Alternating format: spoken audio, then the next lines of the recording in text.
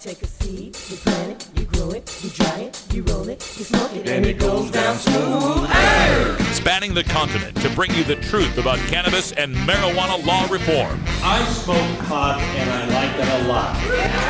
The Russ Belville Show, the voice of the marijuana nation. Now, here's your host, Radical Russ Belville. Good day, tokers and tokettes and non-toking lovers of liberty. It is Wednesday, October 14th, 2015, and it's got to be 420 somewhere in the world, and just 20 days away from Ohio voting on legalized marijuana. We're going to be talking more about that today in the Radical Rant that I entitled Marijuana Law Reform Malpractice. That's right, folks. We're 20 days away from the 7th most populous state in America voting on statewide marijuana legalization and medical marijuana. And yet, if you were looking for anything from the major drug law reform organizations, you're not going to find much. So we're going to talk a little bit about that in the Radical Rant today with particular examples. Also on the show today, we will get into our Hemp Day Hump Day update, kind of a Hemp Day Hump Day double shot. In the first hour for Hemp Day Hump Day, we are going to hear from Mike Lewis. He's one of the licensed hemp farmers in the state of Kentucky. He spoke at the Oregon Hemp Convention this last weekend. We've got his speech, about an 8-minute speech that he gave. Then in hour 2, we'll spend most of the hour, listening to Doug Fine, of course, our good friend, the Organic Cowboy on Twitter, the author of Too High to Fail and Hempbound, among other books. And he, of course, was kind of the MC of the whole weekend at the Oregon Hemp Convention. He gave a presentation on Saturday that was, let's see if I can find the title there. Where did it go? Yeah, there it is. Doug Fine's We Won. We set the terms for a kind, regenerative cannabis economy. So Doug Fine's master presentation at the Oregon Hemp Convention coming up in hour 2. Also on the show today, we're going to go behind the headlines. And if you were like me, you were watching the Democratic presidential debate last night on CNN. And the subject of marijuana legalization was asked of 2 of the 5 candidates, the 2 front-running candidates, Hillary Clinton and Bernie Sanders. And while their answers were positive, and we'll play those for you on the show, while their answers were positive, they did make a rookie mistake when it comes to marijuana law reform framing. You're going to get a little framing lesson today in our Behind the Headlines and our drug war data mining. So stay tuned for that. But it all comes after the 420 radio news. In the headlines today, we have got polls coming out of the state of Ohio and a possible constitutional crisis due to 2 competing ballot initiatives there. We've also got the South Dakota Santee Sioux tribe already making their grow for the big resort that they're opening up in South Dakota, America's first marijuana resort in South Dakota, ladies and gentlemen. The Chicago Marathon featured sponsorship from a medical marijuana lab, so we'll talk about that. We've also got Detroit, Michigan moving forward on medical marijuana dispensary licensing, and a shooting in Denver over a ripping action, someone trying to steal marijuana plants that may not qualify under Colorado's Make My Day law. All that's coming up on the Russ Belville Show, so stay tuned and stick around. We'll be right back.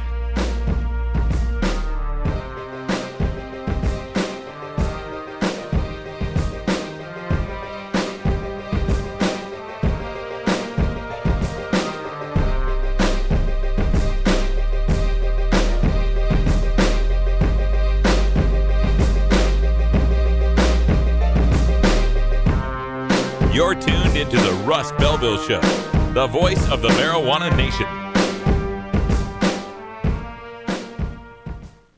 420 Radio, fighting prohibition since 2012.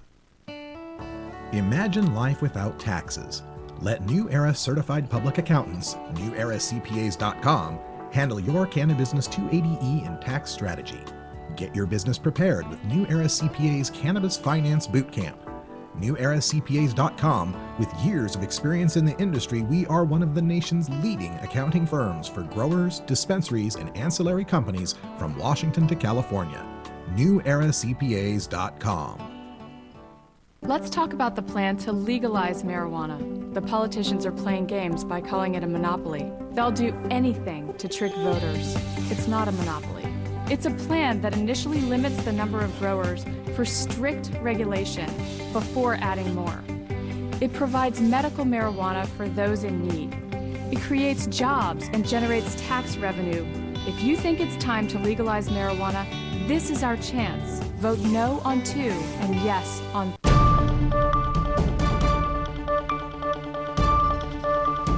3. It's time for the 420 Radio News, covering the latest headlines in consumer cannabis, medical marijuana, and industrial hemp. Replays of 420 Radio News are embeddable and shareable from our SoundCloud page at soundcloud.com/RadicalRuss. Now, the marijuana headlines in 4 minutes and 20 seconds. This is your 420 Radio News for Wednesday, October 14th, 2015.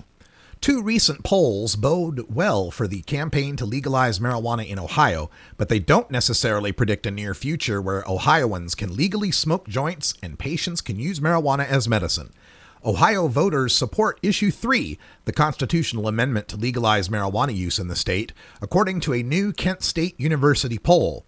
But they also support Issue 2, which would prohibit putting monopolies in the Constitution and, say supporters, keep Issue 3 from going into effect if both amendments pass. If both do pass, as the poll suggests, a constitutional crisis could ensue, said Ryan Clausen, associate professor in Kent State's Department of Political Science.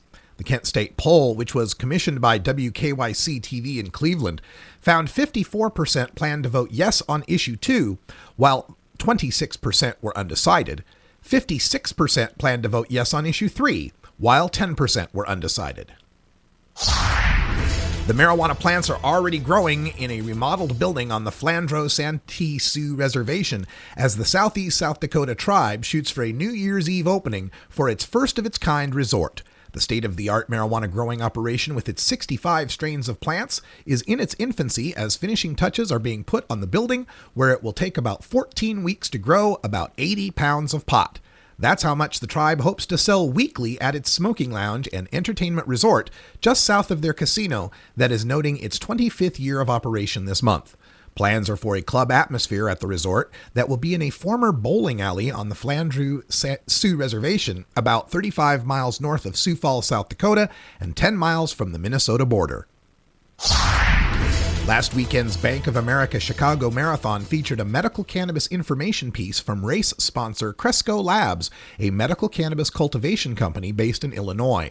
Quote, "The educational marijuana insert, which passed the Bank of America's rigorous screening process, is the first of its kind to be a sponsor of any mainstream athletic event in the country," end quote, said Cresco founder Charles Bachtel. Some 45,000 runners received the insert in their race participant bags, explaining the Illinois medical marijuana program, entitled State of Relief, sponsored by program cultivator Cresco Labs. While Illinois technically bans cannabis growers from marketing products directly to the general public, Cresco's outreach campaign focuses on educating the public about the state's overall medical program rather than their own products. Illinois' Department of Health has approved 3,100 patients for treatment under the state's medical cannabis pilot program, and cannabis growers expect to have products ready to sell later this month. 3 Illinois dispensaries are fully licensed and ready to open. Detroit's medical marijuana industry received a big boost Tuesday with the passage of an ordinance that allows the city to license marijuana dispensaries. The 6-to-1 vote gives Detroit the power to establish licensing guidelines, inspection requirements, a fee schedule, and penalties, in essence helping to legitimize the scores of unregulated dispensaries that currently exist in the city. Under the ordinance, all dispensaries will have to obtain a license from the city or shut down. While some, or perhaps many, existing dispensaries won't be able to meet the regulations and will therefore have to close, the move will stabilize the environment for those that can make the transition. Dispensaries will be subject to inspections and limits on hours of operation, and owners will have to submit to a background check. The next step comes Thursday when the council is scheduled to vote on zoning ordinances that will determine how close dispensaries can be to schools, parks, liquor stores, and houses of worship. Denver police officers are investigating a shooting following what's described as an attempted burglary at a marijuana home grow in South Denver. The scenario suggests that this could be the first reported Make My Day shooting involving a pot grow. However, officers on the scene suggest that the incident may not qualify under the law, which allows individuals to use lethal force against home invaders. 7 News reporter Lindsay Watts tweeted from the scene that, quote, police on scene say no evidence that a person was shot on Wolf Street entered the home. Make My Day only applies to intruders inside the home, not outside, end quote. This has been your 420 Radio News for Wednesday, October 14th, 2015. I'm Russ Belville.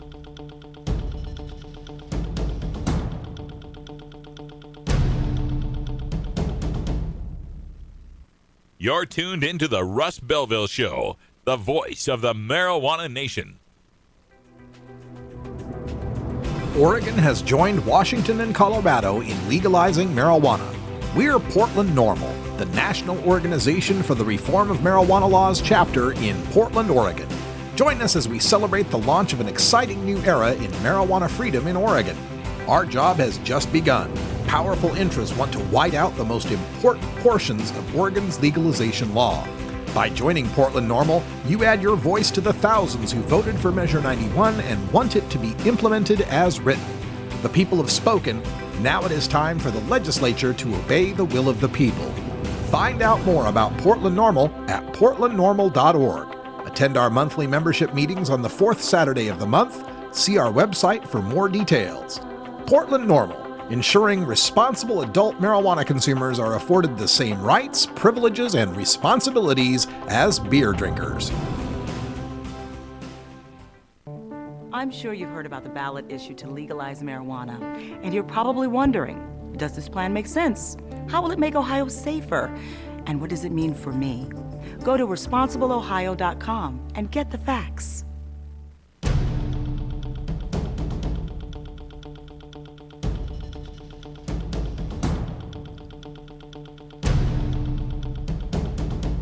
Today in Behind the Headlines, we take a look at the Democratic presidential debate for the 2016 nomination for president.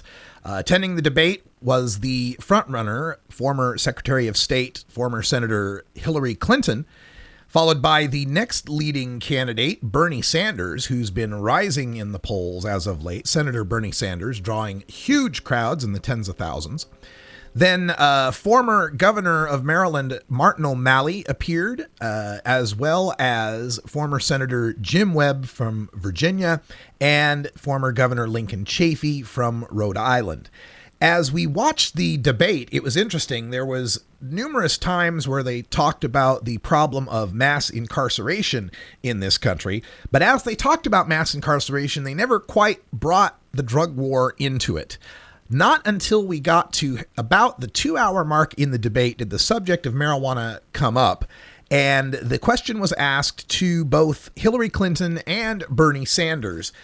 We will play their answers for you. And let's just recall here that these are very, very positive answers coming from candidates for president, mainstream, big party, two-party candidates for president, having positive things to say about marijuana legalization. Let's start with Senator Bernie Sanders. Senator Sanders, right here in Nevada, there will be a measure to legalize recreational marijuana on the 2016 ballot. You said you smoked marijuana twice, didn't quite work for you. If you were a Nevada resident, how would you vote? I suspect I would vote yes. And I would vote yes because I am seeing in this country too many lives being destroyed for nonviolent offenses. We have a criminal justice system that lets CEOs on Wall Street walk away, and yet we are imprisoning or giving jail sentences to young people who are smoking marijuana. I think we have to think through this war on drugs, which has done an enormous amount of damage. We need to rethink our criminal justice system, and we've got a lot of work to do in that area. Great reaction from Senator Bernie Sanders pointing out that we are needlessly ruining people's lives. But he made a major framing mistake in discussing that. We're going to talk about that in our next segment in Drug War Data Mining. But for now, let us just bask in the glory of a leading candidate for president of the United States, the first one that I'm aware of from the Democratic or Republican Party to signify he would vote to legalize marijuana if he lived in Nevada and had the chance to vote on that. Marijuana Policy Project, which is the group behind the 2016 Nevada legalization, has upgraded Bernie Sanders on its report card of all of the presidential candidates to the grade of A. Previously, I think he was a B or a B plus or something like that. But the former leader was Rand Paul with an A minus grade. So now Bernie Sanders, according to the Marijuana Policy Project, is the most marijuana friendly candidate of all of the candidates running for the 2016 presidential nomination. Though we don't know because the question wasn't asked of Jim Webb, of Martin O'Malley, or of Lincoln Chafee. But the question was asked of Senator and former Secretary of State Hillary Clinton, and her response was better than the responses we've heard from her in the past, but still not quite good enough.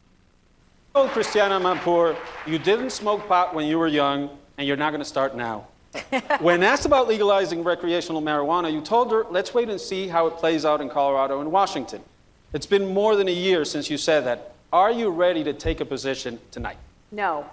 I think that we have the opportunity through the states that are pursuing recreational marijuana to find out a lot more than we know today. I do support the use of medical marijuana, and I think even there we need to do a lot more research so that we know exactly how we're going to help people for whom medical marijuana provides relief. So I think we're just at the beginning, but I agree completely with the idea that we have got to stop imprisoning people who use marijuana. Therefore, we need more states, cities, and the federal government to begin to address this so that we don't have this terrible result that Senator Sanders was talking about, where we have a huge population in our prisons for nonviolent, low-level offenses that are primarily due to marijuana. And again, a decent response from Hillary Clinton, although it's disappointing to hear her say we still need research. And of course, her support of medical marijuana, it's nice to see that, like gay marriage, she comes around on it once. Over 90% of the people are for it now, for medical marijuana. So anyway, those are the two top candidates being asked about marijuana legalization. In our drug war data mining segment coming up next, we are going to talk about the huge rookie framing mistake they made and how they've already been called on it by PolitiFact. And of course, Kevin Sabet will get to it, I'm sure. We'll teach them how they can do better next time they're asked about marijuana. Don't you blaspheme in here! Don't you blaspheme in here!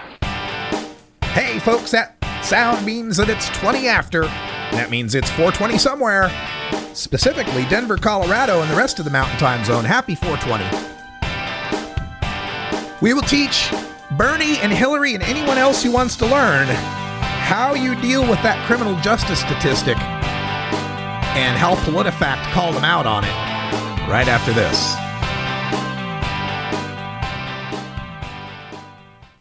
The Russ Belville Show is blogging and podcasting daily at RadicalRuss.com.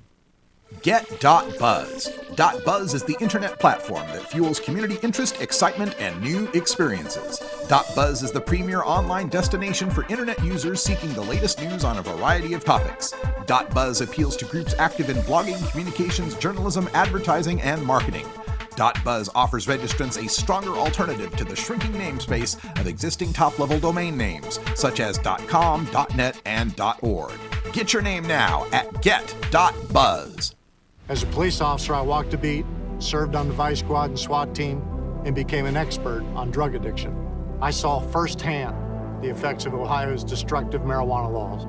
Simply put, they don't work. Ohio spends over $100 million each year on this failed effort. It's time for marijuana reform, so law enforcement can spend their time cracking down on real criminals, and making Ohio a safer place for our families. Vote yes on 3. Arguing for the end of adult marijuana prohibition is easy because we have facts, science, reason, compassion, evidence, truth, and logic on our side. It is even easier when researchers catalog it all for us. Learn how to gather the facts on marijuana use, arrests, seizures, rehabs, drug tests, and more in this edition of Drug War Data Mining. In the Democratic debate for president last night on CNN, we had two statements from Bernie Sanders and Hillary Clinton that made a huge rookie mistake when it comes to defending marijuana legalization.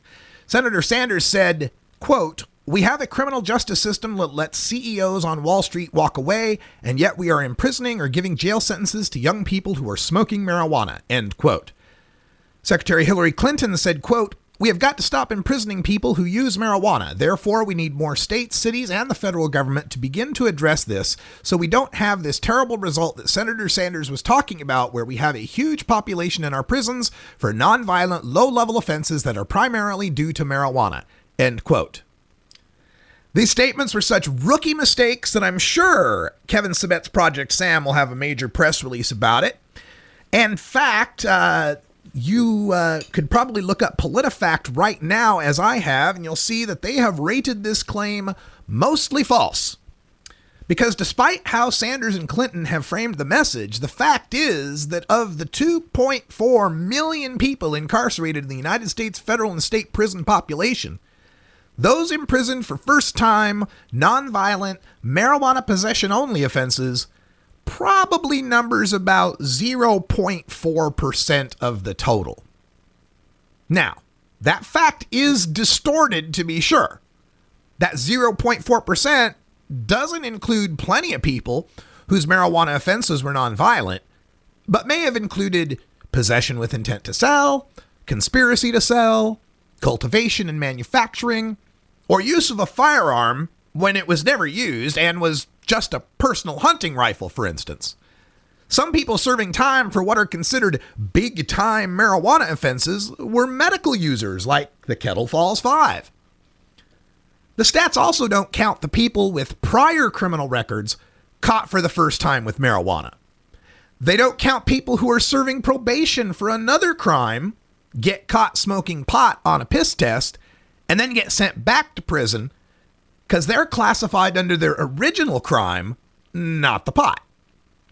And then there are the people who are serving time in prison who turned to crime because their prior marijuana conviction has made it difficult or impossible to get a job, housing, and public assistance. Regardless, when you talk about, quote, not imprisoning young people for marijuana, end quote, it is too easy for an opponent like Kevin Sabet to say, yeah, I agree. So let's establish marijuana decriminalization for personal possession with fines and mandatory rehab. And let's end the practice of limiting employment and educational opportunities to folks with prior first-time marijuana convictions.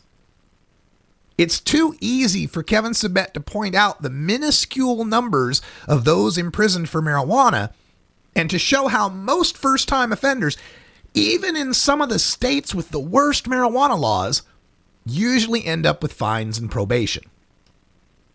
The key for any candidate wishing to discuss marijuana legalization is to replace the word imprison with the word punish. Now listen to how using that word changes the framing of the argument. Quote, "We have a criminal justice system that lets CEOs on Wall Street walk away, and yet we are punishing young people who are smoking marijuana," end quote. Quote, "We have got to stop punishing people who are using marijuana. Therefore, we need more states, cities, and the federal government to begin to address this so we don't have this terrible result that Senator Sanders was talking about, where we have 25 million Americans risking punishment for using marijuana." With those kind of statements, Kevin Sabet and other opponents are forced to defend why is it necessary to punish adults for using marijuana, rather than getting to attack how Sanders and Clinton just lied to the American people. And used properly, the punishing adults frame can be combined with the safer than alcohol frame to force the listener into cognitive dissonance. Wait. We allow adults to use dangerous alcohol, but we punish adults for safer marijuana? See how that works? So PolitiFact, of course, has already rated this claim as mostly false because of the way that they can just go straight to the prison statistics. According to the PolitiFact post, the Justice Department estimated 3.6% of state inmates in 2013 had drug possession as their most serious offense. That's all drugs. To go back to data from 10 years ago, because that's the latest they have for just marijuana, in 2004, this survey was 0.3% of state inmates were there because of marijuana possession alone, with no more serious charge. The data shows that roughly 67,600 offenders sentenced to prison in federal criminal cases, only 28 of them were for drug possession alone, about 0.04%. And that's all drugs. So, 99.9% of those sentenced to federal prison were sent to prison for something other than simple possession. So it's way too easy to do this. Stick to saying the words punish instead of jail, incarcerate, or imprison, and you'll be on much safer rhetorical ground. And if you want to use some statistics, go to the arrest statistics. Point out that for years now, we have arrested over 700,000 people a year, 7/8 of them for possession alone in this country. Tie that to the punishment frame. We have punished 700,000 people a year for something safer than alcohol. And that's how you win the marijuana legalization framing battle. All right, stick around. Hemp Day Hump Day update is next with Kentucky hemp farmer Mike Lewis.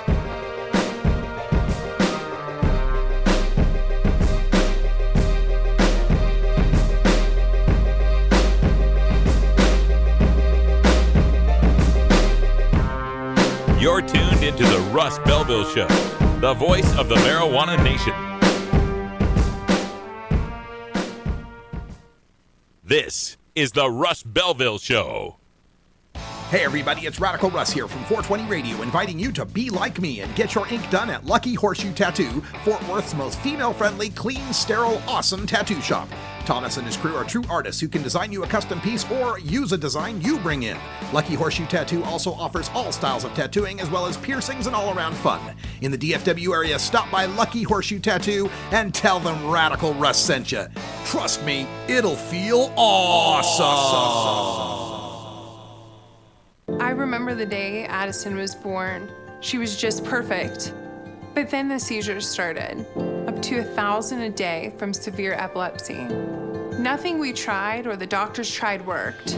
So we moved our family from Ohio to Colorado to try medical marijuana. Now Addison only has a few seizures a day, and she's a kid again. We want to move back to Ohio, but we can't because her medicine is illegal there. It's time for marijuana reform.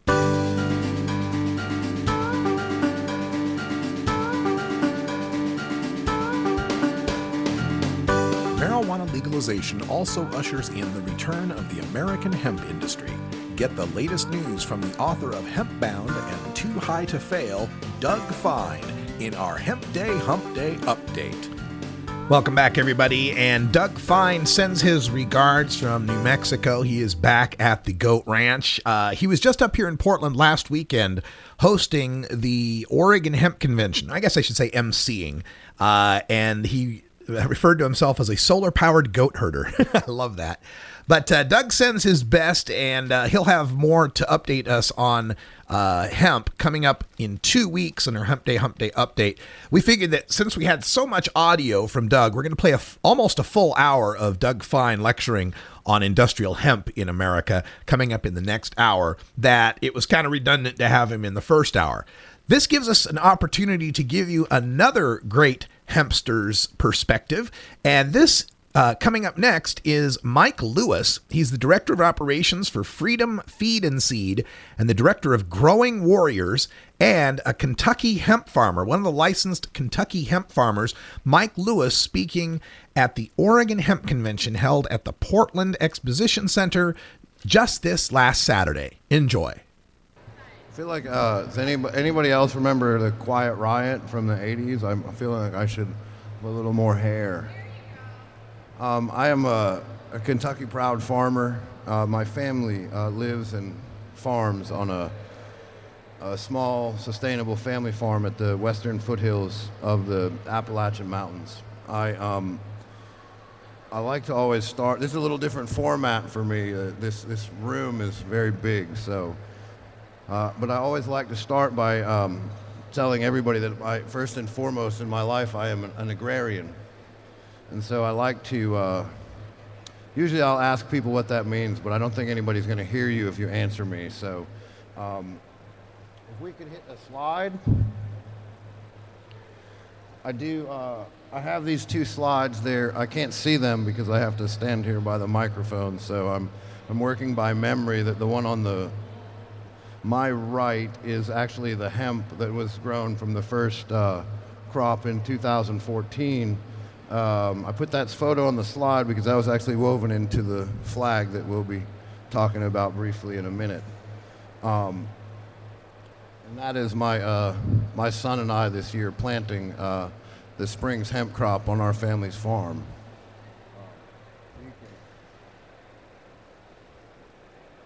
See that quote? That's a guy I really look up to named Wendell Berry. When I say I'm an agrarian, that stirs a lot of meanings, but I think this quote, it proposes a conscious and careful recognition of the interdependence between ourselves and nature, and in fact, that has always existed. If we are to live, it must continue to exist. So an agrarian is, to me, is someone who recognizes that we every day, whether we want to admit it or not, participate in nature. And more importantly, we recognize the limits of the natural environment that we live in. Woo!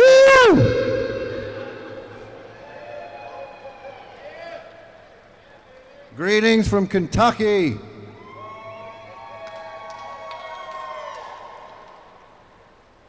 It's the bluegrass state.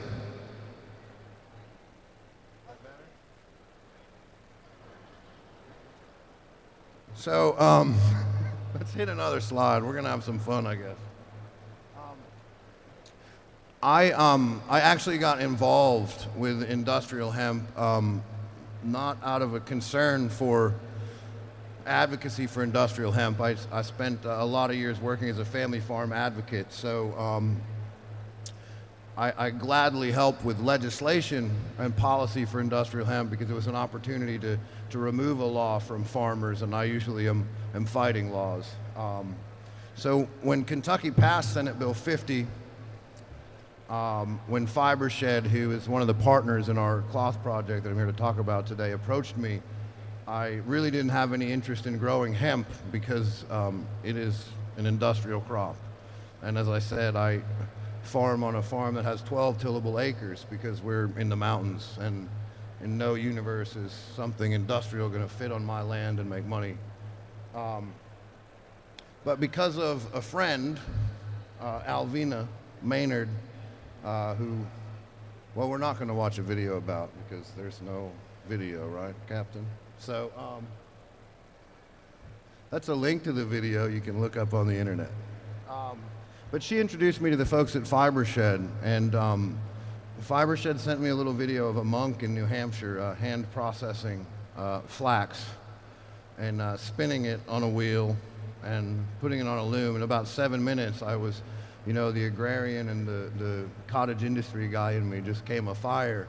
And so we wrote this proposal to our ag commissioner that we wanted to work with Patagonia and Fibershed to develop a sustainable blend of fiber with utilizing Kentucky hemp,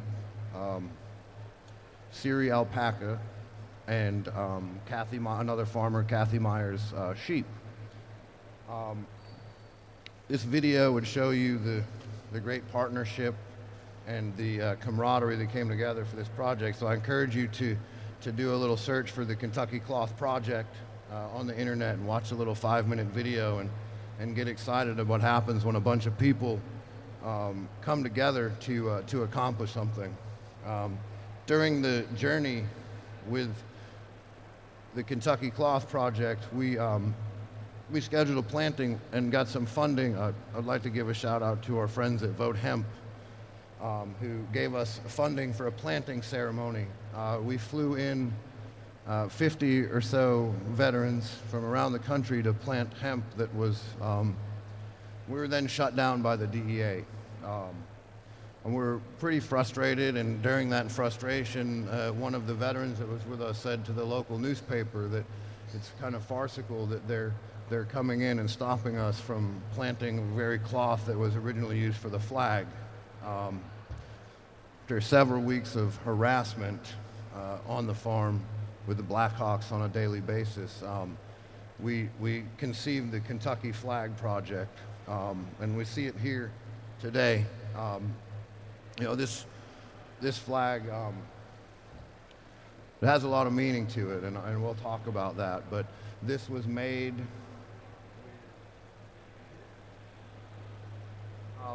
all of the dyes in this flag were grown in the United States. The recipes were colonial era recipes. We had to source 200- and 300-year-old pieces of equipment. The natter comes from Missouri. It was dyed in Tennessee, hand woven in Kentucky. It is a 50-50 blend that was intentional, and I'll go back into that as well, but it's organic biodynamic cotton, the other 50% of the flag is.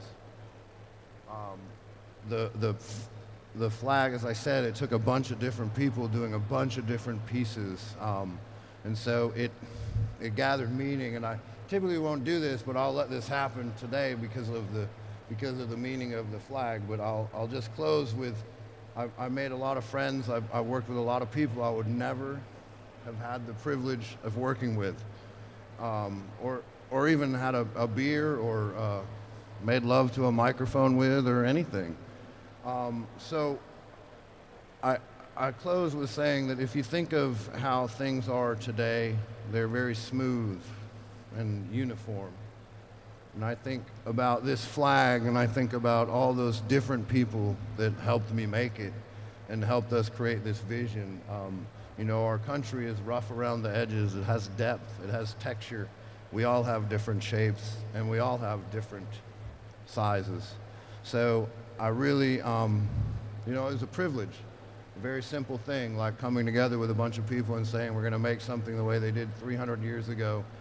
Changed my life, and it will now change the life of farmers throughout the Commonwealth of Kentucky and in Oregon. So that's all I have to say. If you want to come touch the material and see what we're talking about or ask any questions, I'm here. That's Mike Lewis, Kentucky hemp farmer, speaking at the Oregon Hemp Convention this last Saturday. If you enjoy the subject of industrial hemp, stay tuned for Hour 2. We've got Doug Fine, one of the nation's leading experts on industrial hemp nationwide, giving his talk at the Oregon Hemp Convention. Plenty of great information to be gleaned from that. Coming up next at 4 o'clock Pacific time, top of the hour. Next on the show in this hour, we've got our anti-drug public service announcement of the day, and then my radical rant. Reform organizations not even mentioning Ohio legalization. Is marijuana law reform malpractice? Stay tuned. You're listening to The Russ Belville Show.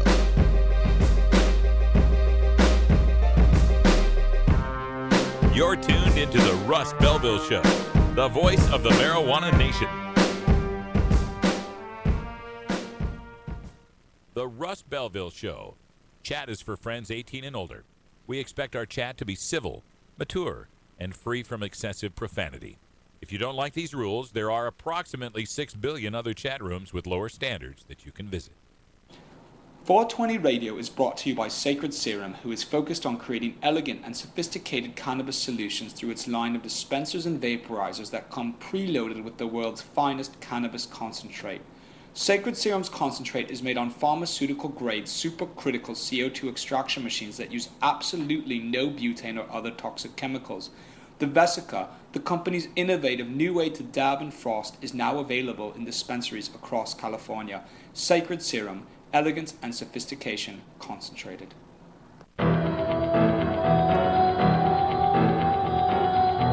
In the interest of fair and balanced journalism, the Russ Belville Show presents the anti-drug public service announcement of the day.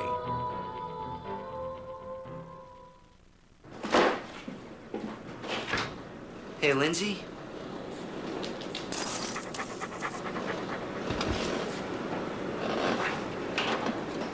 I wish you didn't smoke weed. You're not the same when you smoke. And I miss my friend. I'll be outside.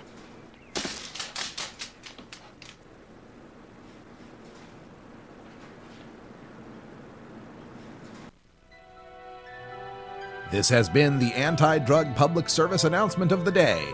To cure this sort of reefer madness, listen to the Russ Belville Show every weekday on 420radio.org.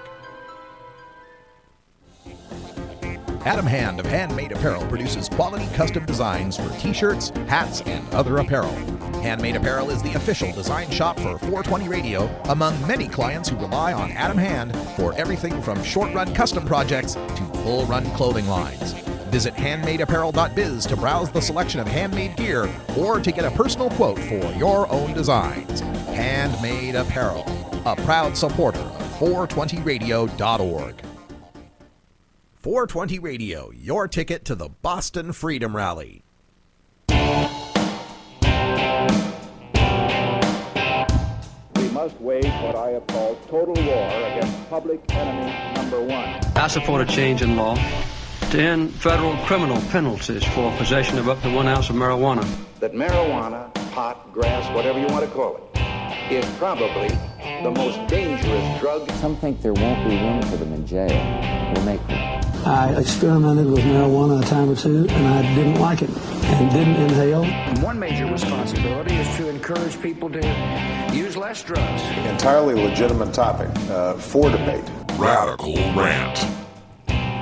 Did you know that in just 20 days, Ohio is going to be voting on the legalization of marijuana? Ohio! Yes, in 2015. A year before California's next attempt, Ohio may join Colorado, Washington, Oregon, and Alaska in creating the nation's 5th legal marijuana market. And just like those 4 legal states, marijuana consumers in Ohio will be able to possess an ounce of marijuana in public, and it's legal. Possession of an ounce of extract becomes legal too, just like 3 of the legal states and 4 times more than the state of Washington. With a $50 home grow license, adult Ohioans can cultivate 4 mature marijuana plants, just like in Oregon. That's 1 more mature plant for an adult than Colorado or Alaska allow. And of course, Washington State still doesn't allow any home growing. Medical marijuana will be legalized too, similar to Colorado, Washington, Oregon, and Alaska. But Ohio will allow patients to self-administer medical marijuana at the workplace, something no other state, including Colorado, Washington, Oregon, and Alaska, currently allows.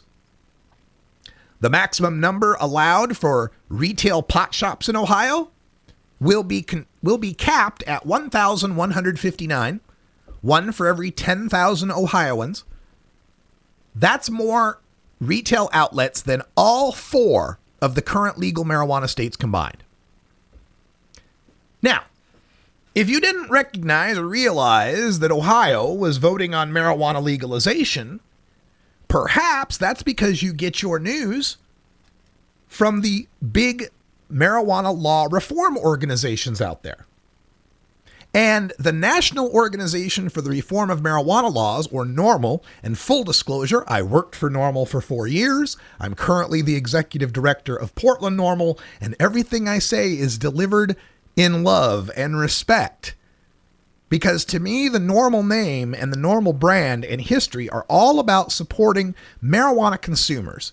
And I remember growing up in Idaho, coming up as a marijuana consumer as a young man, I would go to the NORML website first and foremost to learn what I needed to know about marijuana, to learn what was happening about marijuana. So, as you might imagine, the National Organization for the Reform of Marijuana Laws, after having endorsed Issue 3 in Ohio, is currently marshaling all its online resources nationally and in Ohio to ensure that legalization passes in the nation's 7th most populous state, right? Well, you'd be wrong. Today, if you take a look at NORML's front page, norml.org, 20 days away from a statewide legalization vote in a state with 11.59 million people, you will find 5 different slides. One of them says that there's a patients substitute cannabis for booze and prescription drugs. That's a study. There's 4 other slides. You'll also find the NORML blog on marijuana law reform. There's a post on the Democratic debate with Sanders and Clinton. A couple of posts about pesticides in pot. A study on marijuana not promoting head and neck cancer. The Las Vegas Hemp Fest.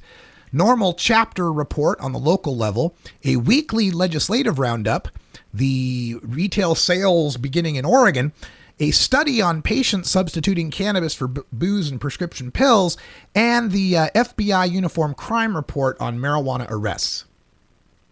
So 20 days before the 7th most populous state in America votes on statewide constitutional marijuana legalization, the NORML front page is absolutely silent on the issue.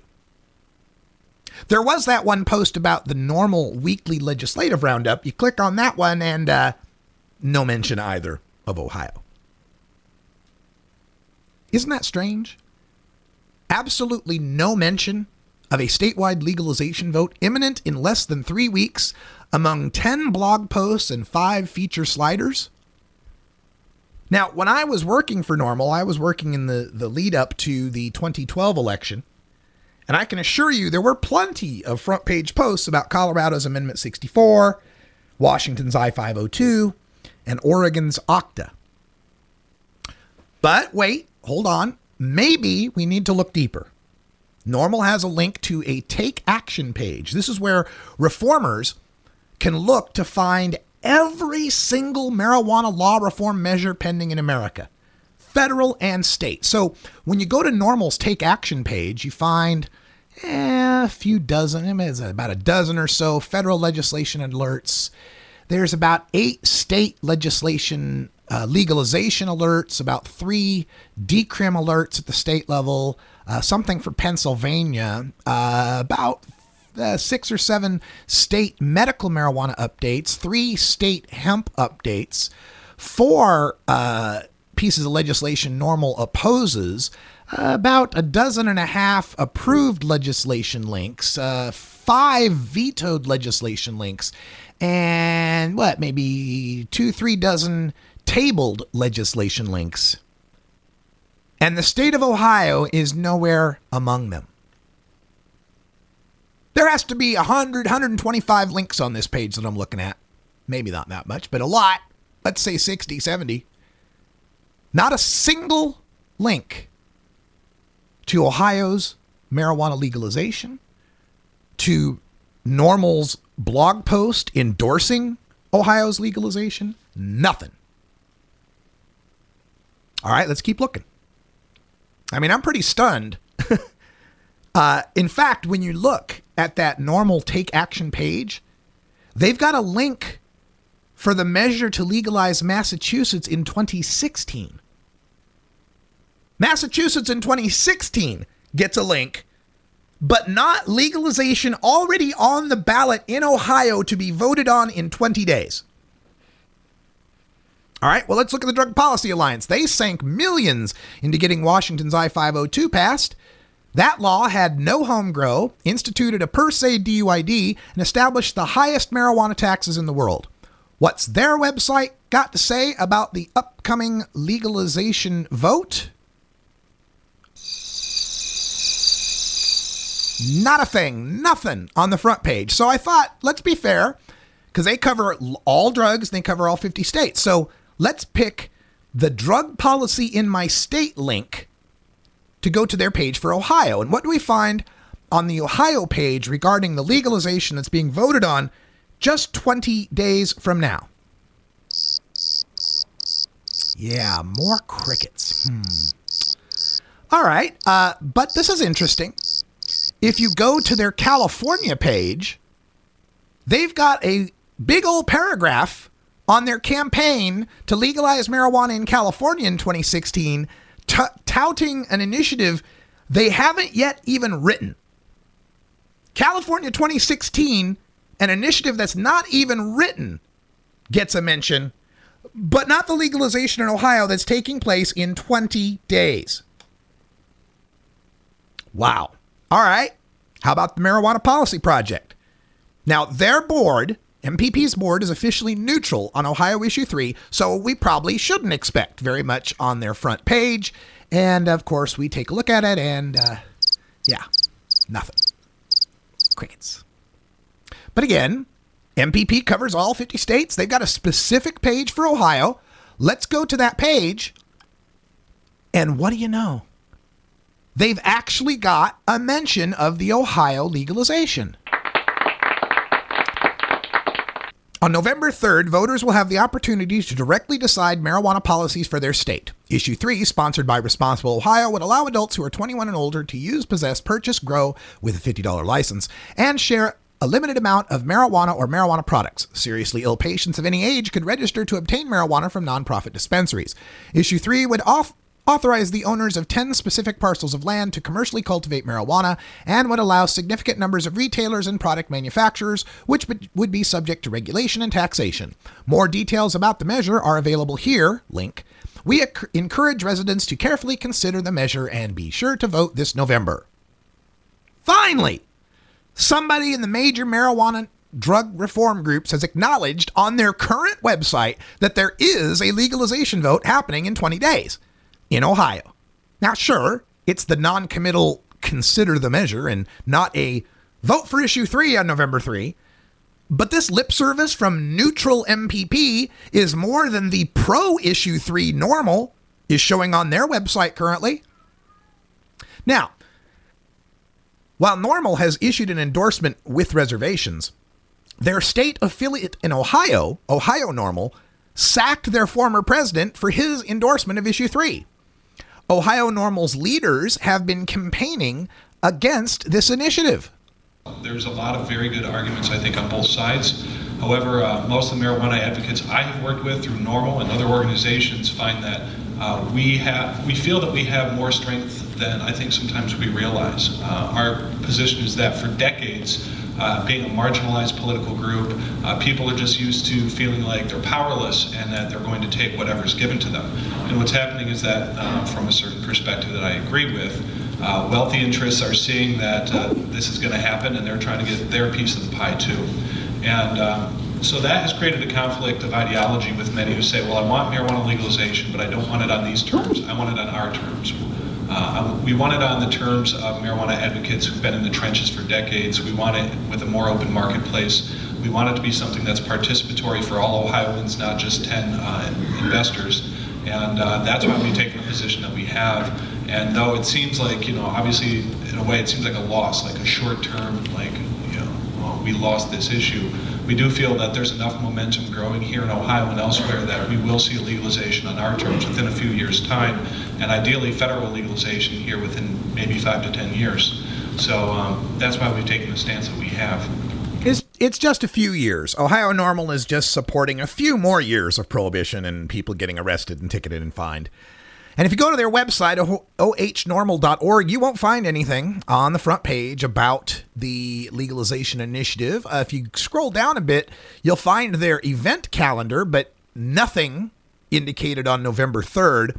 And the one mention of Ohio legalization happening in 20 days is a latest news post that says, Responsible Ohio Initiative faces unlikely opponents. And when you read that one, it opens with a graphic that says Dysfunction Junction, then has a part where it says National Normal endorses the measure, but then follows it up with a quote from Paul Armentano from Normal saying that National Normal has yet to endorse the measure because this article was written in August. And National Normal endorsed issue 3 in September. Yet this article has not been updated to indicate that National Normal has indeed endorsed the issue 3 legalization. And then the article concludes with 2 organizational quotes from the Green Party and the Libertarian Party as to why they oppose issue 3. Now, also included in the marijuana legalization happening in 20 days in Ohio that nobody's talking about is medical marijuana. So what is Americans for Safe Access, the nation's medical marijuana advocacy group, telling its supporters at safeaccess.org? On their front page, well, you probably guessed it, absolutely nothing about medical marijuana being passed in Ohio in 20 days that would allow patients for the first time ever to administer their medical marijuana on the job site as a constitutionally protected right. Let's go to their Ohio-specific page. Their page for Ohio advocacy says, that's right, not a word.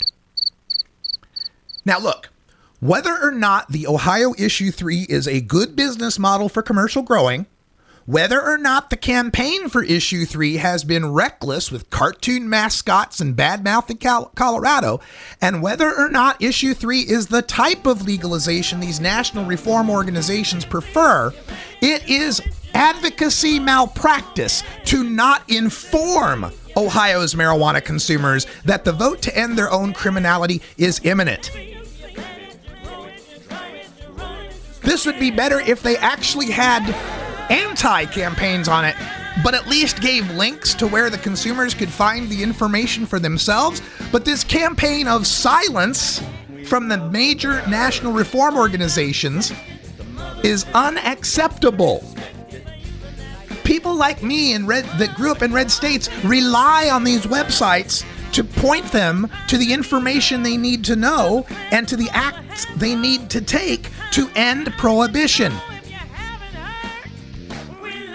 That's all the time we got for today. Thanks for joining us. For everyone here at Rolla J Studios in beautiful legal Potland, Oregon, I'm Radical Russ. Until next time, take care of each other, tokers. This is the Russ Belville Show. The Russ Belville Show is blogging and podcasting daily at radicalruss.com. You take a seed, you plant it, you grow it, you dry it, you roll it, you smoke it. You take a seed, you plant it, you grow it, you dry it, you roll it, you smoke it. You take a seed, you plant it, you grow it, you dry it, you roll it, you smoke it, and it goes down smooth. Every day, we go about our lives driven by routine. Our vision clouded